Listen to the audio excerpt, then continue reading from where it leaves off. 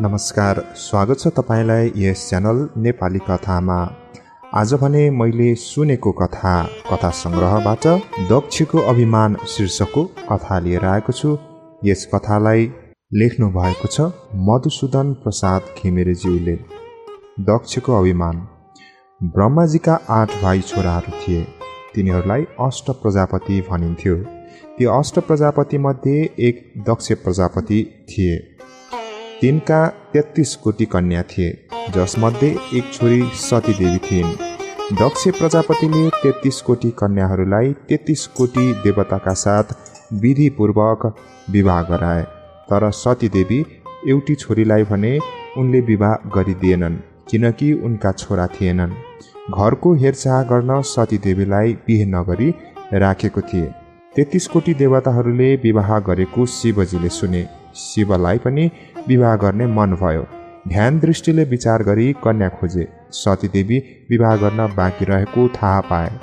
ती कन्या माग्न दक्ष प्रजापतिका घरमा शिव आफै गए। दक्ष प्रजापतिले शिवलाई निकै हेला गरे। आफ्नी छोरी उनलाई नदिने भनी पठाए।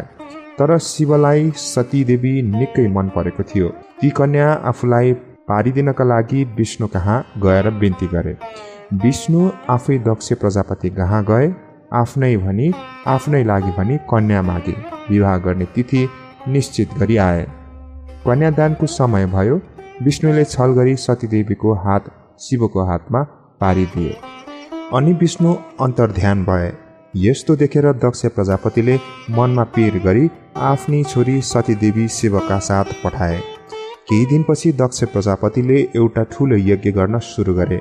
आफ्ना 33 कोटी ज्वाइँ, छोरी र अन्य देवता ऋषिलाई निम्ता पठाए। तर सतीदेवी र शिवलाई भने निम्ता पठाएनन्। यज्ञ सुरु भएपछि नारद ऋषिले चारैतिर हेरे। यज्ञमा शिवलाई देखेनन्। अनि तुरन्त नारद कैलाश पुगे र शिवलाई सबै बिन्ती चढाए। सतीदेवीले आफ्नो बाबाको यज्ञ हेर्न जान मन गरिन्। शिवले नजाऊ भनेर रोक्दा पनि मानिनन्। सतीदेवी नारद ऋषिको साथ गइन्। पिता दक्ष प्रजापति र माता बिरनी कहाँ पुगी आफूलाई नडाकेकोमा दुःख पुकार गरिन्।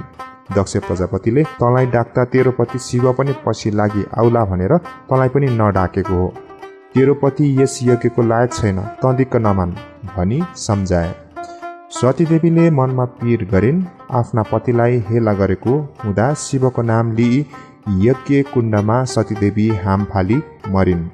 यो देखि फेरि नारद ऋषि शिव कहाँ गई सबै बेहोरा बिन्ती गरे। शिव पनि दक्षदेखि खुब रिसाए। दक्ष प्रजापतिलाई दुःख दिई यज्ञ नाश गर्न शिवले आफ्ना जटाबाट वीरभद्र र महाकाली उत्पन्न गरी पठाए।